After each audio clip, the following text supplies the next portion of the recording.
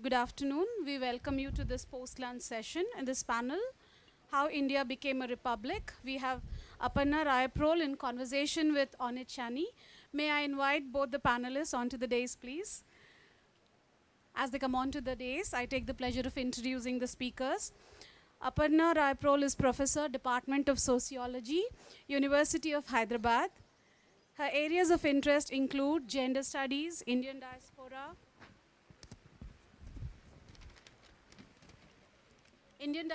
qualitative research methods, and urban sociology. She also worked at the Tata Institute for Social Sciences in Mumbai. She was a faculty on the semester at Seafall in 2003 voyage, which went around the world, 10 countries that is, teaching courses in sociology. Her research on second-generation Indian Americans was funded initially by an ICSSR grant on Indian diaspora and Princeton University at the Center for Study of American Religion in 1998-1999. She continues to work in the area of diaspora and gender, as well as globalization and gender in the Indian context. She is the author of Negotiating Identities, Women in the Indian Diaspora, New Delhi, OUP 1997. Now let me introduce our other panelist. Ornit Shani is a scholar of the politics and modern history of India. Her latest book, How India Became Democratic, Citizenship and the Making of the Universal Franchise, published in 2018, uncovers the greatest experiment in democratic history, the creation of the electoral roll on the basis of universal adult franchise in India. Her previous book is Communalism, Caste and Hindu Nationalism, The Violence in Gujarat, published in 2007. And she's currently working on a social history of India's first elections. She's a senior lecturer at the Department of Asian Studies at the University of Haifa. Now I hand over the session to Professor Rayaprol. Very much. Am I audible? Yes. Good afternoon, everyone. It's lovely to see an audience on Republic Day in the afternoon to come to listen to someone talk about democracy. And it's wonderful, I think, because it's really the time that one needs to be talking about democracies. It's not working? Is it better now? Okay, thank you. I said that it's really the time to be talking about democracies for two reasons. One is that we can no longer say we are coming of age. At 70, we definitely have come of age. I don't think there's any argument about that. For the last 3 decades, we've been saying that. So I must thank the Hyderabad Literary Festival for giving me an opportunity to, get to know Ornit Shani through her fascinating book, How India Became Democratic. And this is the book, and it's very, very interesting. And for those of you who would like to actually read the book, it's available over here.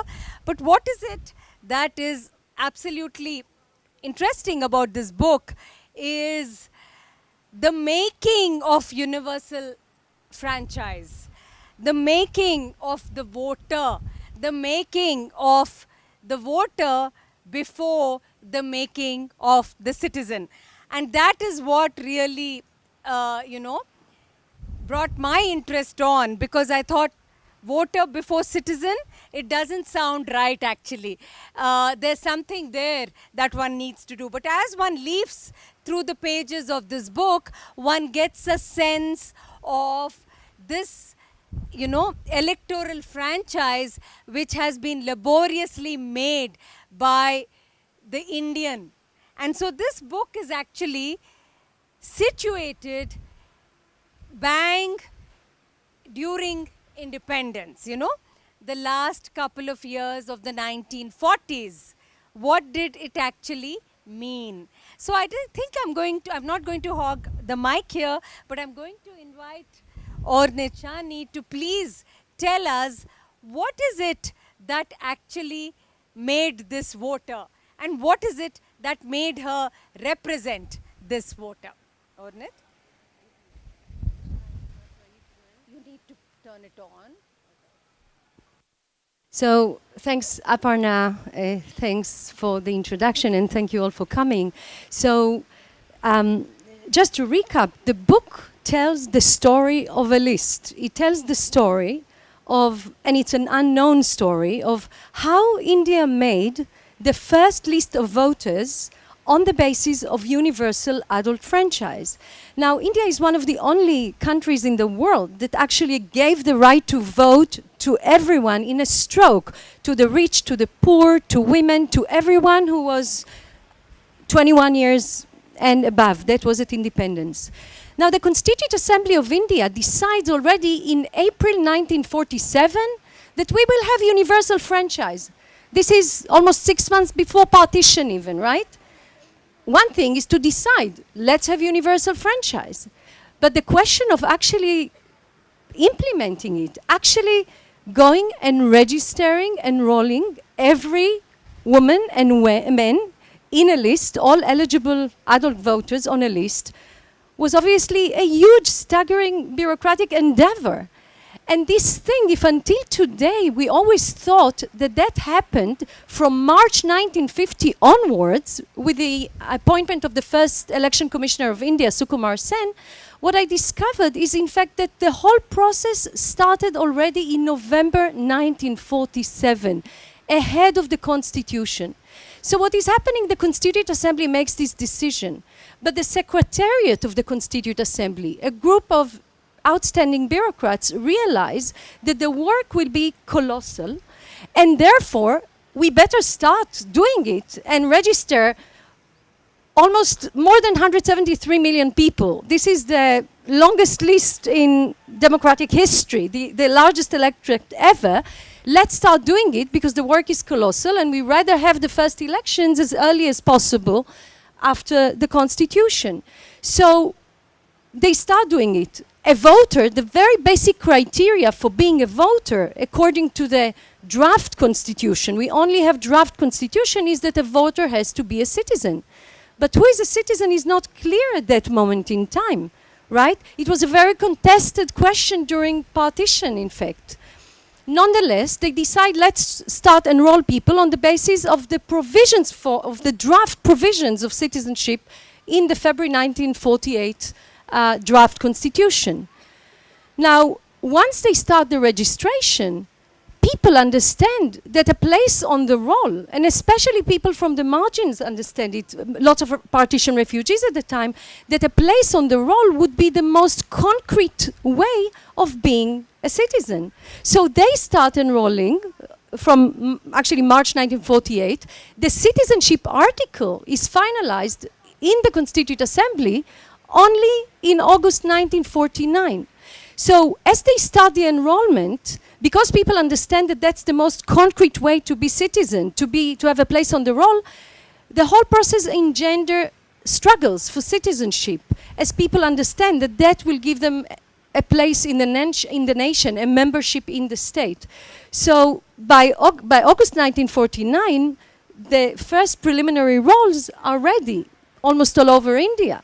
And therefore, almost technically, Indians became voters before they became citizens with the commencement of the Constitution.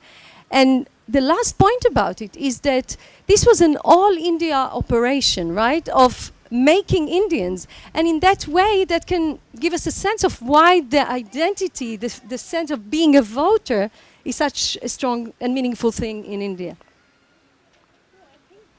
Story is incredible, but you just said something about the partition refugees.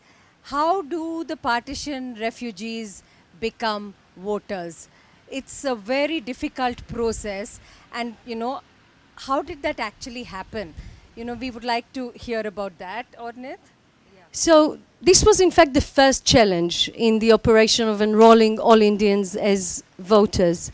And why this was the first challenge? Let me remind you, there are about 18 million refugees at the time all over the subcontinent. Now, refugees do not have the two qualifying criteria for being voters, for being on the list. The two criteria were being a citizen and having a place of residence in the place where you lived, where you're going to be registered, for at least 180 days before. Now, first, whether refugees were citizens, that was the most contested question at the time in India. So that wasn't clear.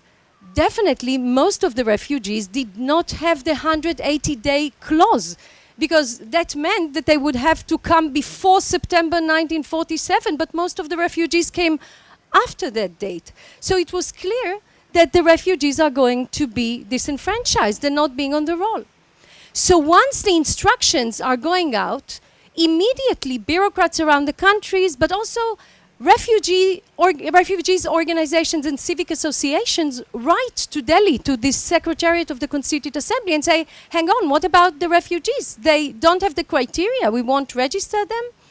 And this is one of the most incredible things that happen. So the Secretariat, so two things happen. So on the one hand, the Secretariat immediately sits to think, how shall we register nonetheless the refugees, despite the fact they do not have the criteria to be registered as citizens? And they start to look at global precedents. What happened with the disintegration of the Ottoman Empire? What happened, you know, they start to see, do we have any examples around the world that would help us? And they come to the conclusion that actually there's no case before. And then they realize that, okay, and that's a decision they take in the end, that ultimately the decision is to be inclusive. They realize that if they won't register the refugees, it's not a proper way to do the things.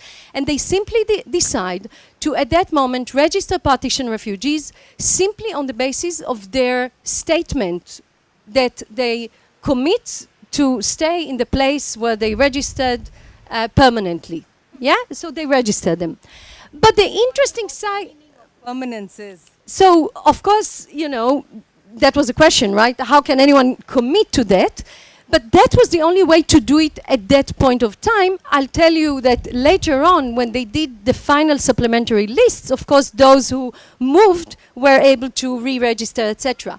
But the more interesting thing is that while the Secretariat takes 3-4 months to think, to find a formula on how to do that. And by the way, different provinces, at the time there were still provinces, not states in India, but different provinces had different definitions for who is a refugee. So they had to also devise a uniform definition for who is a refugee. While that going on, and this is the most striking thing, refugees organizations from across the country start to send letters to the Secretariat and fight for the place on the roll, despite the fact that they don't have the criteria.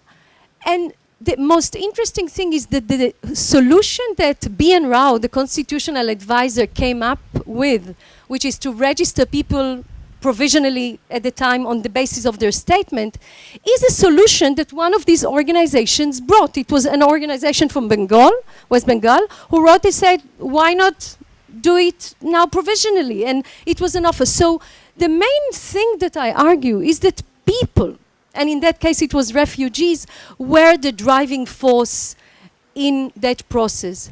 Every letter complaint that arrived at the desk of the Secretariat was accounted for, redressed. That's what made these bureaucrats staggering bureaucrats. But it was actually people who understand that being stateless would be the worst thing, and they started to fight for the citizenship and voting rights.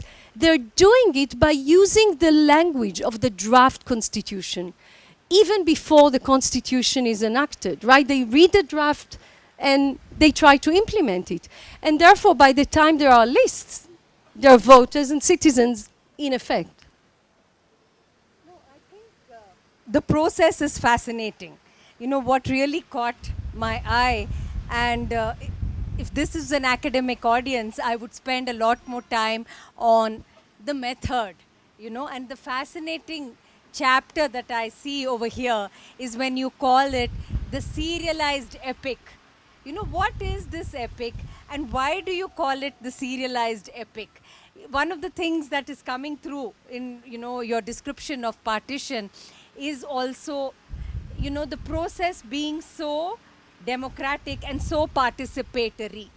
So it kind of opened out, I think, even today you have so many refugees in so many different states, and then we had our very own creation of Bangladesh, a few years later, all those things. But coming back to your own focus, what is the serialized epic and how did you actually zero in on that? So yes, I have a full chapter that is called "The Role as a Serialized Epic," and I started to think about it as a serialized epic, or what I say is the epic of India's democracy, or the epic of the constitution, for two reasons. So the main one, and this is the chapter, is the following. I saw that the Constituent Assembly Secretariat was able to really institutionalize and put in place the procedures, right? They devised instructions to how to enroll such a huge electorate, the largest ever in history. Something that, by the way, only a few years before, British bureaucrats said that even if we wanted to do universal franchise in India, and the British continuously claimed that universal franchise was a bad fit for Indians, but even if we would want to, they say it will be impossible and impracticable, impossible administratively. And there comes these bureaucrats and are able to do this administrative task and institutionalize it. And when I say institutionalize it, I mean that they're able to basically ingrain among bureaucrats the idea of procedural equality, that everyone is equal, all caste, all gender, all classes, everyone is exactly equal for a very narrow purpose, for the purpose of authorizing government. But then I ask myself the question, it's not enough to institutionalize it. It also has to stick in the imagination of people, because Indian tried to implement the universal franchise when 85% of the electorate of the people were illiterate. 85% of them never voted to a representative in a legislative assembly before. So it had to be sensible. You had to make the whole idea of registration as voters had to be meaningful and making sense. How do you do it under such condition? And I asked myself, so how does it become part of the Indian imagination? And what I realized is that it happens through the process of storytelling the process. So the Constituent Assembly Secretariat realizes that there is apprehension, that people do not understand what's happening. So what they do, they publish a big press note about what they're doing. And it's a 6-page press note where they tell the story of what they're doing. They tell it in a form of a story. They say, first we do this, and the reason we do that is because of that. We want to have the election quickly, and this is, second we do that, third we do that, later it's going to do that. So they really tell a story. I produced this in the book. Some of that for us? From the press note? Yeah. If you like me to. Yes, Yeah, okay. Let me try to find it quickly. Okay, so there it is.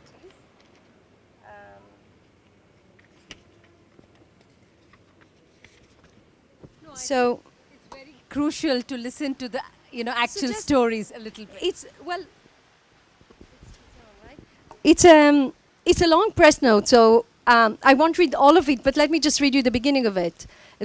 They said, they start by saying the Secretariat of the Constituent Assembly has received from time to time inquiries regarding the preparation of electoral rolls under the new constitution. And there have also been references in the press to the same subject. In order to remove misapprehension that may exist in the minds of the public on the matter, it has been considered useful to issue the following press note. And then, they basically start and they say, as a preliminary step, the government of each province or state has been asked to issue executive instructions to district officers and other appropriate authorities to prepare draft electoral rolls. And they go on, and then when they say, what does it mean, how the enrollment will take place, they say something, they say, it's going to happen by, the way it's going to happen, they say, an officer will come at your door, will knock on the door and come and register you. So they really describe in detail how it's going to happen. But what is happening, the press is, of course, reproducing this story immediately, both the press note, but also the press around the country, in vernacular languages as well, of course, reporting about this happening everywhere. So these reporting in the press at the same time from various places in India about voters' registration, letters to the editor, opinion pieces, all that create a kind of a buzz about or a passion to democracy around it. And it's all around storytelling and reproducing storytelling. And then there is the core story, the story of the Secretariat, but then it becomes an epic because then there's lots of stories. But the big thing is who are the protagonists? The protagonists are the people. And people understand that they are the heroes because the Secretariat says, you are the, it's to register you, it's to give you the right to vote. And the nice thing that happens there, which makes it a real serialized epic, right, with the reiteration of stories, is how people become committed to it, how people start to imagine what it would mean. And how do I know how people start to imagine and engage with that? Because people start to take interest, to have their own ideas about it, and to write letters with suggestions, what they think about it. About, for example, the question of age, about the question of education. And there I would like to read to you a very short part from one of those letters that would give you a sense of what it means that people understood that they are the protagonists and that they became committed to the idea and they had ideas about it. So one concern of people was the question of the age of a voter. Today it's 18 to be a voter in India. At the time it was 21. So let me read this tiny extract for you. Mr. Srinivasan from Pune expressed a great deal of creativity over the age of voters and its implications for the electoral system. He wrote to Rajendra Prasad a 4-page handwritten letter entitled Suggestions for Adult Franchise Code. Sir, and I quote, the definition of adult ideally requires revision. The present age limit of 21 goes for both the sexes, is arbitrary, and has no psychological basis behind it. It should rather be 25 for men and 20 for women. These are considered to be the proper age for marriage, and it may as well serve as the age for voting. After all, there is not much of a difference between choosing a mate and choosing a legislator. So, so people start, and I'm just reading you a tiny extract, but I reproduce this collection of brilliant letters of people saying, I'm upset. I hear it's 21. I'll be 21 in 3 months. Because of 3 months, I'm missing this. I'm missing being a voter. Please, and he writes to Prasad, I ask that you please, that you give exemptions. Or people write about caste, about education, about people take it as a moment. So I just, read you a tiny letter to show you how people had to start to imagine what does it mean. And they imagine it to their own life, they realize they're the protagonist. But the other way I took it as a serialized epic, and so the first way is a way as part of the story. The first way I really chronologically took it as an epic was when I discovered the archive. When I discovered the archive and I started to read those thousands of documents, it took a while, but then I realized that I read the story, the archive, I'm calling it a story, but I realized that I read the archive like a serial, like an epic. Because I was sitting in the archive, reading it until they shut the doors on me, and then I'm going out, I'm thinking, what happened with that? What did they answer that person? What happened with that person? And, I realized that it's me. I write about it in the book that I felt like, Padma from Salman Rushdie's Midnight Children, who says, what happened next? What happened next? So that's the original thought of serialized epic. That's absolutely, enchanting. But then I think I need to open. I have a few more minutes before I open it up. Okay, yeah. So the other question that I had for you, I think, Ornit, was about women.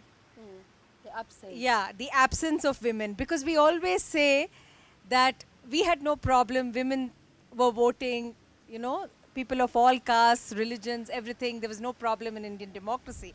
But you clearly mentioned right in your first page about the absence of women. So can you tell us a little bit about Okay, so it's a fact. One striking absence in the archive and thousands of documents and letters, that there's not one letter to a woman or from a woman. And that's a fact. but, and this is the but, what has been taking place at the time is a real effort to register women. So, in fact, it became an issue very early on when they started the registration. When was this? Which year? So, they start the actual registration from March 1948. And soon after they start the registration, especially from district officers in UP, they get letters from district officers who say, we can't register women. They don't want to register in their own name. They want to register either as wife of, daughter of, widow of, etc. And of course, this is not permissible. Now, by the way, this has happened during colonial times, and the British allowed it. But now, of course, they said, women are individuals. They should register by their own name. And you know, if I'll read to you an extract from a press note of the government of UP, you wouldn't believe that the government of UP wrote such a letter saying the government is anxious that every woman should also be on the roll. And they're trying to do a lot of propaganda work to register women. And you do have women social workers and activists really doing a lot of work, propaganda vans and coming with drums to try and register women. Ultimately, this is, you know, ultimately when India went to the first elections in October 1951, the first election between October 51 and February 52, there were on the roll 2.8 million women that were still registered as wife of etc. or not changing it, and therefore they were not included in the first roll despite these efforts. So, yeah, this is an absence that we have to recognize. Absences still exist, you know, in the form that you just described.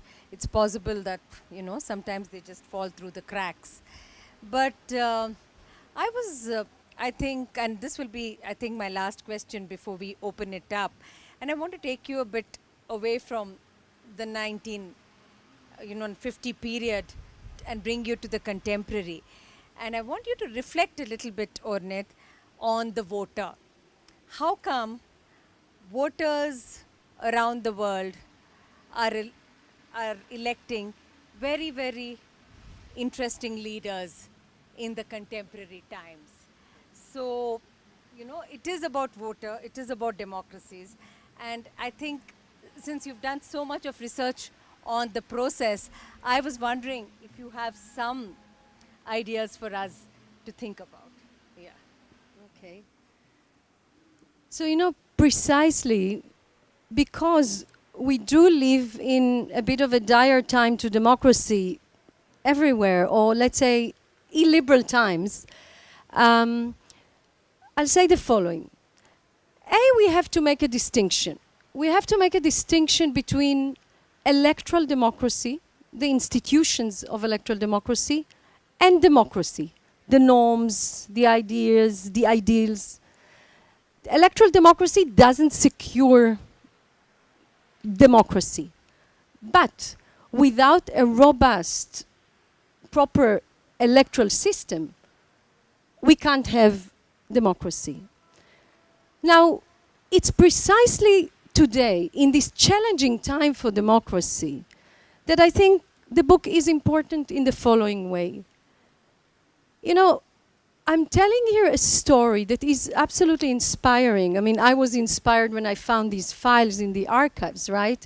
And it's an unknown story. And I think it's important for, let's talk about India, not the world. I think it's important for Indians to know about it, to look at this juncture when Indians did the most extraordinary thing. Indians reinvented a way to do democracy for themselves on a scale that no other country in the world ever done.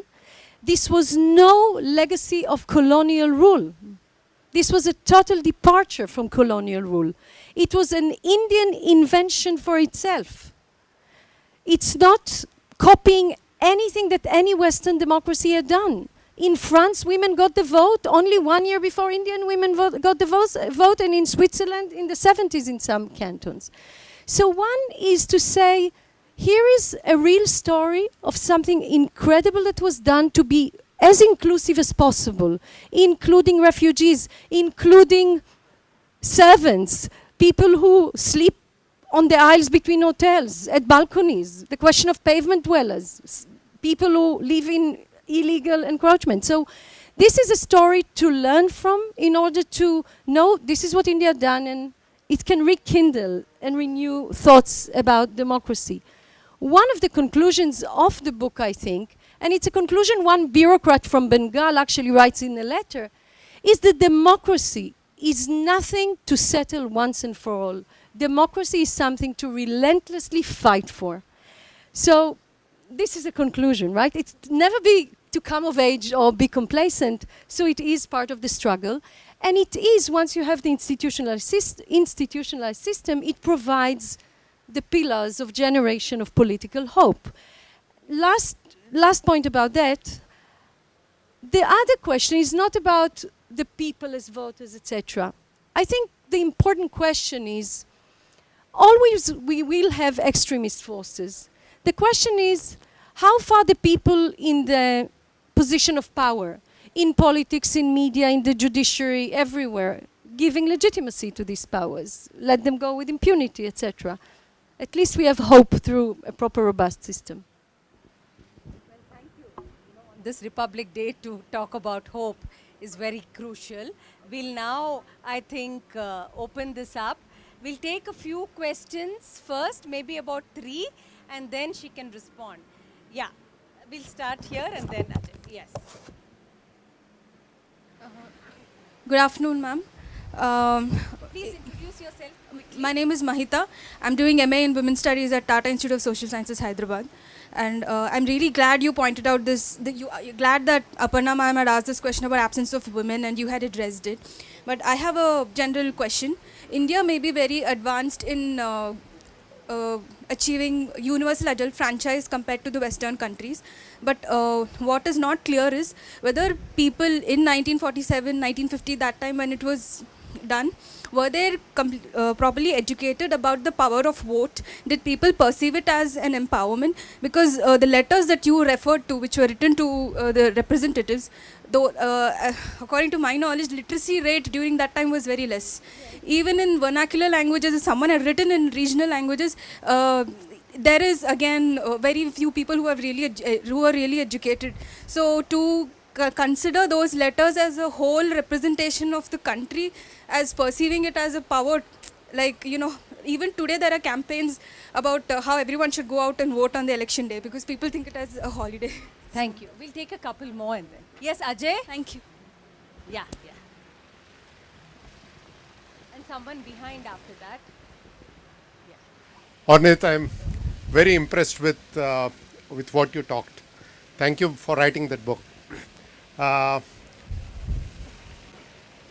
If we see the extraordinary work done at the time of independence of this country and at the time of framing of the Constitution, and look at the leadership that existed at that time, it comes across that that leadership was a result of a massive, very unique independence movement that was happened before independence.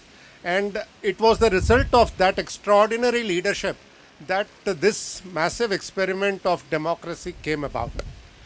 But soon after independence, after about 10 or 15 years, the quality of leadership in the country started declining dramatically. And along with that, the quality of the standards of democratic institutions started falling. So it was a matter of accident, if I may say so, and this is a proposition I thought you should comment on, is that it was essentially a function of extraordinary leadership that India ended up having at the time of independence, which resulted in this extraordinary experiment. And it would not have happened otherwise.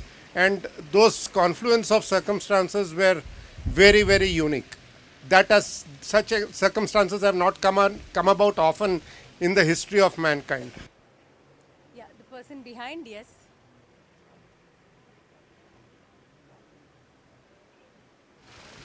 Hello, can you hear me? Yeah. My name is Vivek. I just basically had a very simple question. So, per my understanding, we did have elections in the British time period as well, like in the 20s and the 40s. I would like your opinion as to how different they were in terms of the nature of the electorate, because you made a comment about 85% of the people had never voted. And I'd like to understand how those elections were significantly different from what happened after independence, if you will. So that was another question I had. Thank you. Come back to the next three after this. So, thank you for the question. So, very, very good question about really would these letters be a representation of anything, how far people were aware of, and the question of illiteracy. As I said, it was 85% of the people were illiterate at the time, even more like 86%. So, so in fact, part of what I didn't go into it, but part of what I show is how far people were aware about all this process and were part of it and were literate in it through, for example, and there's a lot of research about it, through, for example, the practice and culture in India of reading newspapers in public, right? Of reading, so you know, so even in villages there would be one person who was literate. He would read the newspapers to everyone. Everyone rehearsed the story and keep on rehearsing it. So there are lovely, lovely research and books about it. In fact, how even novels are being read like that in the 1920s and 30s in India. So the fact that it was really trickling down and disseminating is very clear. And many of the letters are, in fact, not articulated in brilliant language, etc.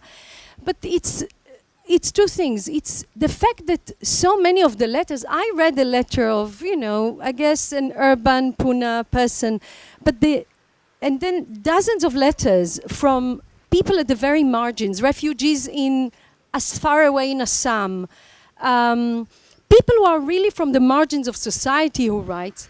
It's clear that it's coming from the people. It's driven by people. And it's about looking at the results. The first elections in India was a success. There was a turnout of 66%. If we look at how many people India enrolled at the time, by the calculation of demography at the time, it represents actually the actual population that was at the voting age. Of course, there were regional differences. And your question of how far they really understood it, one sees it with the beginning of the distribution of tickets by political parties for the first elections, which is my next project, which there you see how those people also fighting for tickets, etc. And look at, of course, the first years, the elections in India in the first decades, you can say that let's take backward caste politics, etc. Dalits, backward caste were more co-opted into the Congress party at the time. But look at what gradually is happening, how these forces become autonomous political forces that create their own parties, become very strong. So that's part of the deepening of this process of democracy. Ajay, to you, it absolutely was an extraordinary juncture as well. And you know, we do have this thing about with other countries, my own country, right? It's like the moment of independence was quite, you know, you have this leadership that come from the nationalist movement and all that. But, and this is my but, it didn't happen everywhere. Pakistan had exactly the same bureaucracy, the same leadership, you know. It's true, it was not the same, but you know, there was, Jinnah was a constitutional lawyer. His first speech at the Constituent Assembly in Pakistan is to say we're going to have liberal citizenship, etc. Though it was the same, I'm talking that it's bureaucrats who did what, bureaucrats that drove this thing with people, not politicians. The story I'm telling, this bureaucracy was there. So the important thing is the reason. Obviously, and I say it in the book, at the end I wrote an appendix that I could not write about the unsung heroes of India's democracy, about these 4 or 5 bureaucrats. I have a section that I wrote at the end because I thought I have to tell people, and I hope someone in India will be able to discover more about these people and tell the story, because they were staggering. But it's the people, because these bureaucrats did only what they accounted to and acted only on every letter that came to their desk. We don't know what didn't come to their desk. So it was people who brought issues, problems of disenfranchisement, problem of breachment of instructions, wrote to them. They took seriously every letter. But we cannot divorce from this success of the story the people themselves. And this is the people. Okay, so that's one thing. But there is something about this post-colonial moment, and it's true about lots of other places, there's no doubt about that. Colonial elections, why it was so different? The notion of a joint one electoral roll for everyone was an anathema for colonial bureaucrats. They prepared electoral lists for Muslims, for Mohammedans, for Sikhs, for Hindus. Only for women, there were 7 categories of electoral roll. Wife of a police officer, has property, is educated. So beyond the fact that the franchise was so limited, under the 1935 Act, maximum it reached 12 to 14% at some places, at other places less than that. The electorate was less than 31 million people. It jumped into, more than 173 million people. But it's the whole structure of election, right, that was totally different. It was a totally different paradigm of, putting, basically in as hierarchical society as India is, to put everyone in one list and every person on the list has the same weight exactly for the very narrow purpose of authorizing government. Let's not idealize this equality thing. Everyone, doesn't matter what caste, class, religion, etc. That was unthinkable in any way. So that, in that sense, it was completely different. The size of the electorate and the whole structure of it. Thank you. And I do want to give a chance to a couple of others who had already promised. So it's Anjali, Uma, and the person in front. So Anjali, quickly, because we are out of time and I'm just... Hi, my question is that, this is about people who were proactive and very interested in participating in the electoral democracy process that happened at the, immediately after independence. But what about those communities, very remote communities who had no interest at all, and they had their own form of governance, and in fact, this kind of electoral democracy would mean their disenfranchisement to some extent, and what would you say that this electoral democracy brought to them?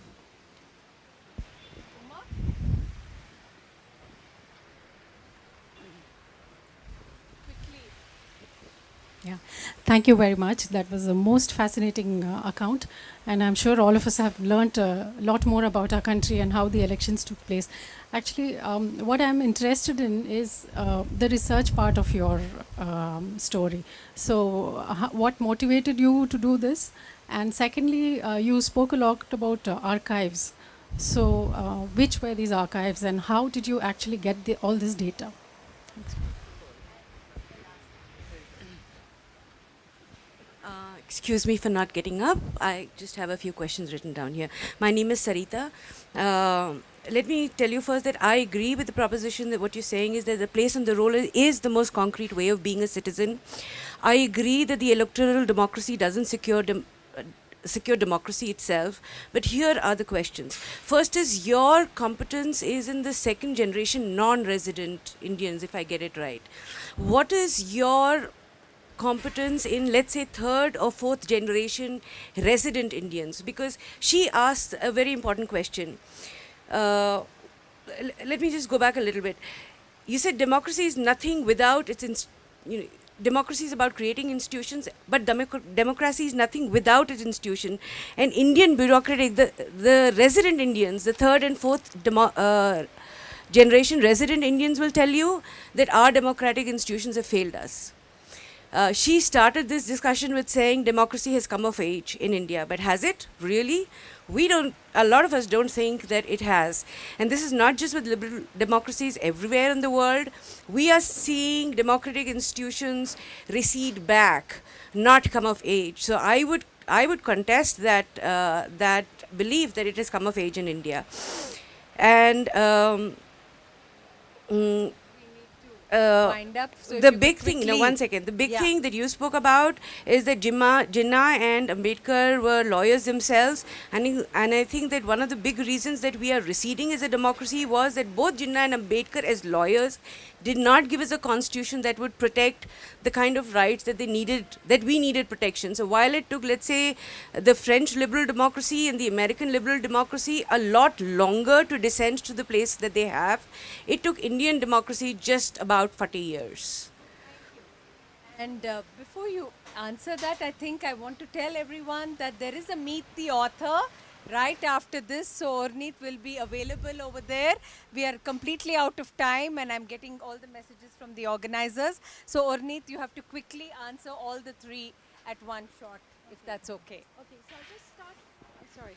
I'll start with you to say thank you for your question.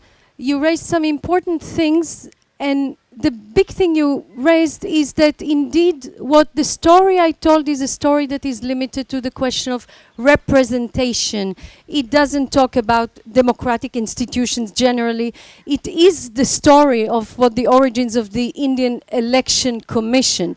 And there is no doubt that the Indian Election Commission as a body that manages election is one of, is an outstanding institution. So, just I want to make clear that I agree with you. This doesn't necessarily have effect, and it has conclusion about democratic institutions at large. It is about the institution that runs election, and indeed there is a difference between representation and founded deeply liberal institutions, etc.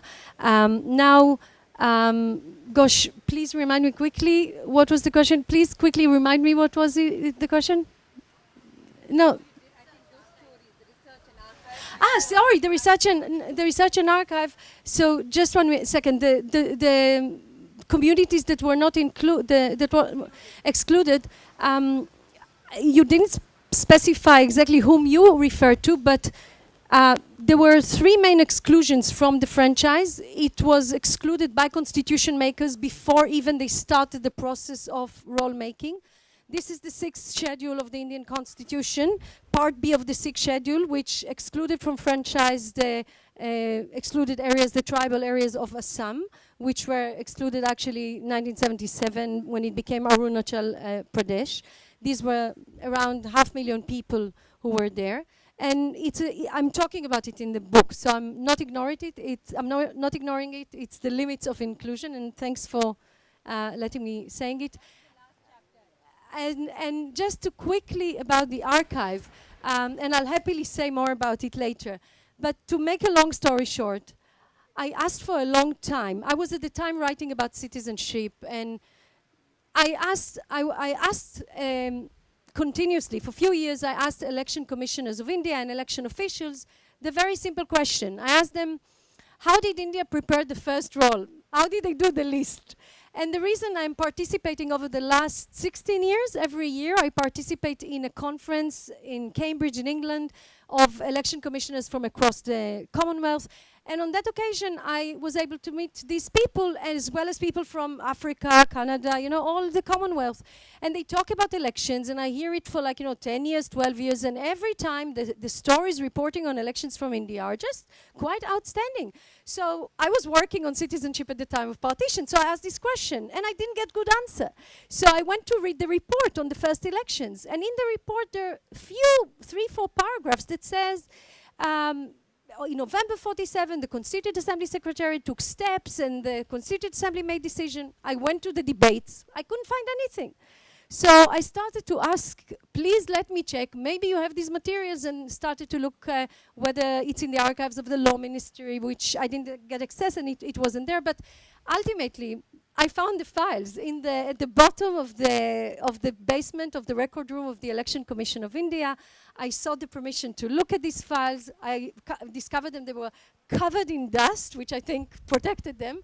And then I told about it, and it's now in the National Archives of India. It was moved there, and it's now open to the public, to everyone. So I discovered it because I didn't get a good answer to a question I asked. Well, that's absolutely wonderful and fascinating and inspirational for researchers who are going to find more things.